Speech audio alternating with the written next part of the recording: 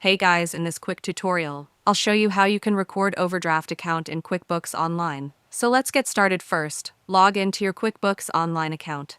From your dashboard, go to the settings icon and select Chart of Accounts. Here, you will see a list of all your accounts. If your bank account is already created in QuickBooks, you can directly use it.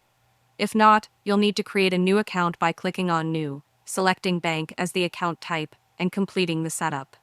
Once your bank account is ready, the next step is to record the overdraft transaction. To do this, go to the left-hand side menu and click on New Transaction, then select either expense or check. Now, choose the bank account that went into overdraft. In the category field, you will need to select a liability account. If you don't already have one, you can create a new account and name it something like Bank Overdraft or Overdraft Liability.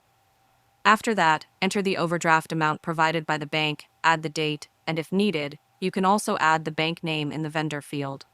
Once everything is filled out correctly, click Save and Close. Finally, when you repay the overdraft, you will record the repayment as either a transfer or an expense from your business account to the overdraft liability account. This ensures that your records stay accurate and that your liabilities are reduced correctly. And that's it. If you found this video helpful, consider giving it a like and subscribe.